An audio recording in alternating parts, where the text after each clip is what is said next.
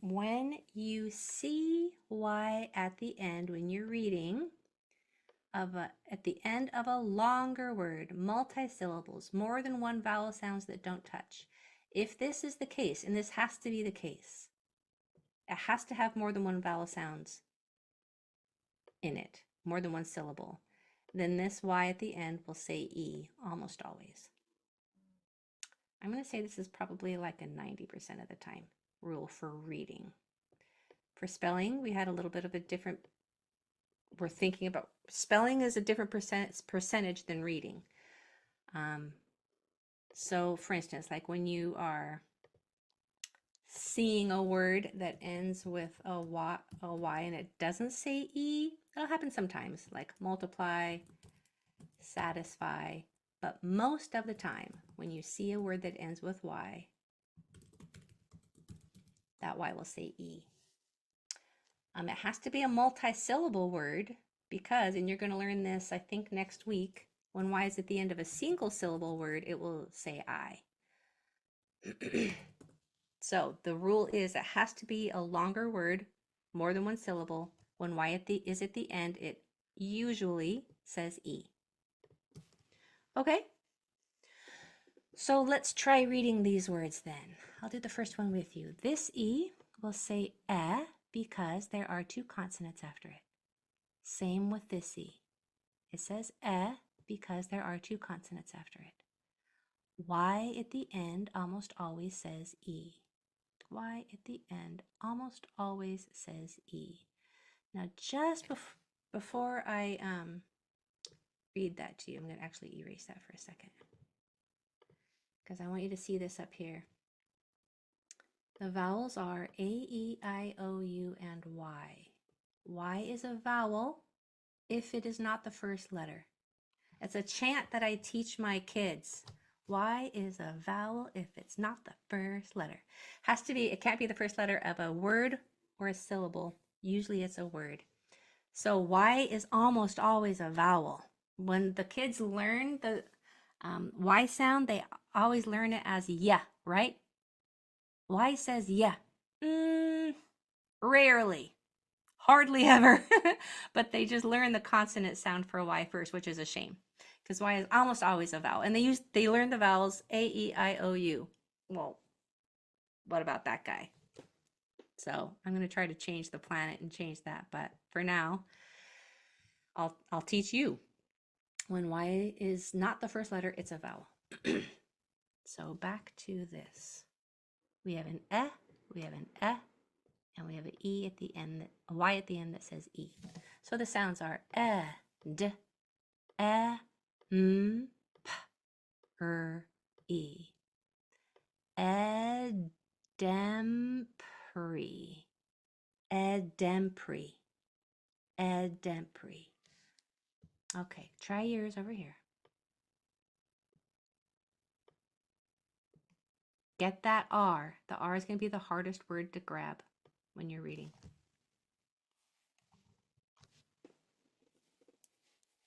The hardest letter, I mean.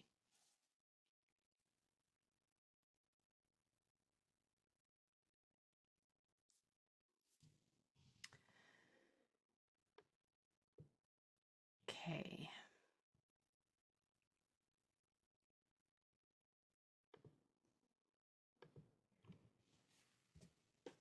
Did you get the R? And this TR, the STR is a three-letter blend, and you have to pronounce those sounds really tightly together. It's almost a unit. So this E is going to say because there's two consonants after it. Same with this E. Two consonants after it means that vowel makes a short sound and says Y at the end of a longer word almost always says E. So we have t, s, t, E. Attestry. Attestry. Check your pronunciation on this TR and make sure it's not coming out as CHR. Try not to say attestry.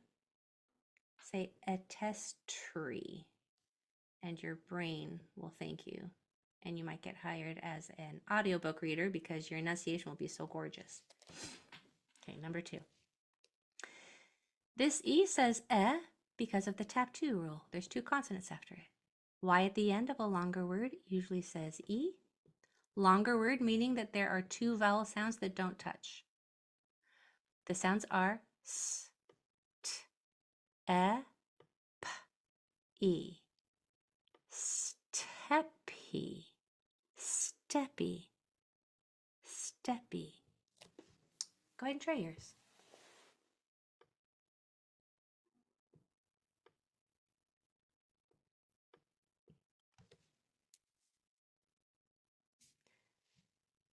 Try not to say this at the very beginning. Pull, pull, like you're going to pull a hand cart. It's a very tight pull, like play, play, or ple, ple in this word.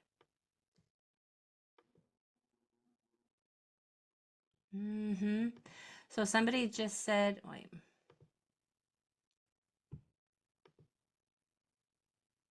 Yeah. Somebody said that sometimes they put an M sound before a P. That is a super common temptation because of the shape that your mouth is in prior to making that P. Your lips close and you're making sound. And when your lips are closed and you're making sound, an M comes out. So this is a very common temptation to have an M sound sneak in before a P. So kudos to you that you were aware of that. That is, when you're aware of your own mistakes, you don't even need this class anymore. That's gorgeous, except for stay in it. All right, so we had a and we had an E. That was messy. It's really hard to write with a mouse. So the sounds are p, t, e, pletty. Did you hear how I pronounced that P sound more than the L? The air came out more than the sound. Pletty, pletty. That's a way to get those consonants tightened up, is to have that voiceless or that breathless sound dominant. Pletty, pletty. And so it won't come out as pull. Number 3, here I have an E because there's a vowel 1 or 2 doors away. Here I have an because there's not a vowel 1 or 2 doors away. Here I have an E sound because Y's at the end usually say E, as long as it's a multi-syllable word. So we have E, D, P, L, E. When you're saying your L sound, are you making sure that it's O with your tongue up behind your top teeth? So the sound for L is not L, it's not O, it's not L. It's just O. If anything else is happening, another sound is going to sneak in. So I'm going to do successive blending. We have eed, ede, edep, edepl, edeply, edeply, with the air being dominant right here. Edeply. All right, try yours over here.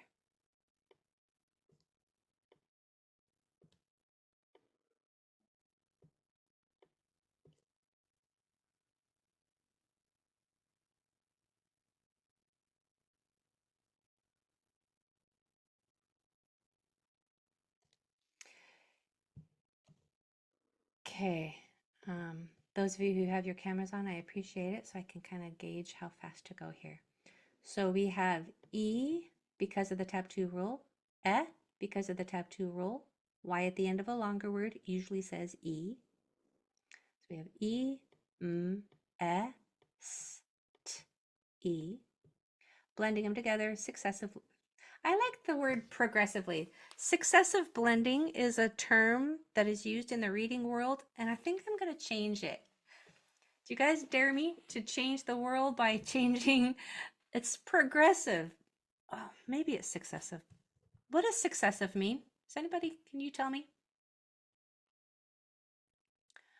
What is, ooh, what does successive mean? You and me both, we're going to be asking ChatGPT after this. But when I think of progressive, I think of adding one and adding one more. I better do my due diligence and research before I change the name. All right, so here we have eme, emes, emest, emesti, emesti, emesti. Okay, number 4. Just 1 second. Let me reply to a chat here privately.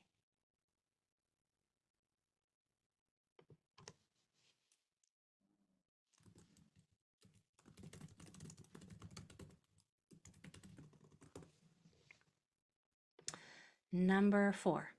Here, this E is going to say eh because of the tap 2 rule. Same with this E. It'll say eh. Y at the end of a longer word usually says E. Don't you love our new rule? I just love Y. Y is so friendly. It's such simple patterns to hang on to. So our sounds are, and then I'm going to teach you something amazing. So hang in there. F, e, n, s, t, e, m, e. Here's what I want to teach you. Get your notebooks out. This is amazing. I don't think I've taught it in this class before. If I have, well, you're going to repeat because I repeat things a lot, so it's easier to remember. If you want, so far we've learned the pencil reading technique where you dot each sound and then you connect the dots all in one breath like we did with 1 and 2. Then, like in number 3, we learned the successive or the progressive blending technique where you go grab a sound, go back to the beginning. Grab another sound, go back to the beginning. That's a great technique, a great strategy to be able to hang on to all the sounds, especially in a longer word. This technique is, it's a lot more complex. And so the reading curriculum that I developed bypasses this whole requirement. Most other reading programs teach this. It's called syllable division. And I used to teach it for many years, but it is highly complex, has several exceptions. And so that's when I just created the tap 2 rule, and all the other reading patterns that you're going to see, they're a shortcut. They bypass the need for syllable division. However, having said that, syllable division is also a good supplement to be able to include as an additional technique to reading. So dividing a word in syllables correctly, please don't ever do this. Don't clap like table, sister. That is a very irresponsible and inaccurate way to know where a syllable is divided. Same with dropping your jaw. Syllable. That's so subjective and so prone to inaccuracy. You have to know the rules for syllable division. And this is the first rule that I want to teach you. When you can spot a vowel, consonant, vowel pattern, you're going to divide the syllables right there. If you can spot a vowel, consonant, consonant, vowel pattern, you're going to divide the syllables right there. If you can spot a vowel, consonant, consonant, consonant, vowel pattern, you're going to divide it right here. So let's try that. Here I have a vowel, consonant, consonant, consonant, vowel. 3 consonants in the middle. What do I do with 3 consonants in the middle? I split it after the first one, right here. Here I have a vowel, consonant, consonant, vowel. Right here, 2 consonants in the middle. I divide it between the 2 consonants right here. That is the correct way to divide the word into syllables. That maintains the integrity of the vowel sounds because vowels are either open or closed. That's just more knowledge for syllable division. You don't really need that knowledge, but it maintains the integrity of the vowel sound if you divide the word correctly. Now we have 3 syllables. So we have three short parts, and this is how you would read a word this way. You would just read each part by itself. So here we have friend, using the pencil reading technique, friend, and then you start with the S. Stem. So now I've just read two short words, friend, stem. Now I have two chunks. You can put those two chunks together. Friend stem, friend stem. Now I'm going to sort out the last syllable. We have me. Now I can put these three chunks together. Friend stemmy, friend stemmy.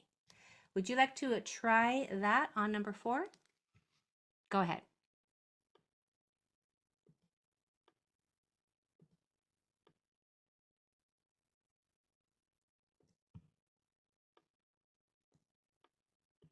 This I suggest writing down.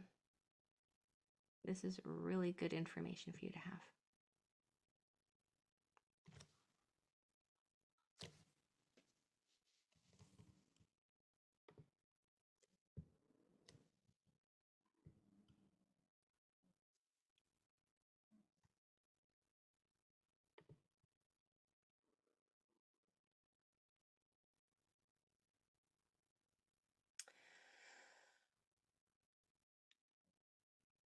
If you're using the syllable division technique, I'm going to give you one more second to practice that. If you're not, yeah, pick which technique you like. Pencil reading, successive blending, or syllable division. Okay, so first we're going to identify the sounds of the vowels. That's of utmost importance. So this E is going to say eh because the next two letters are consonants. Same with this E, it will say eh because of the tap 2 rule. These next two letters are consonants. Y at the end of a longer word usually says E. Now I'm going to divide it into syllables. I have a vowel, consonant, consonant, consonant, vowel. 3 in the middle, you divide it after the first one. Now I have a vowel, consonant, consonant, vowel. 2 in the middle, I divide them. Now we have 3 parts. The first part is p-l-e-n, plen, plen. Starting with the T, t-er-ed, tread. Putting those 2 parts together, plen, tread. Starting with the last syllable, d-e, d, plentready, plentready. Would you please let me know in the chat how you did on that and what you think about syllable division? Was it just kind of like overwhelming? Was it kind of, you know, too much information?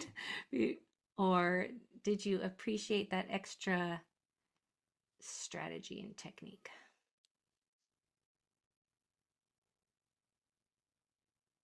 Nice. Of course you got it.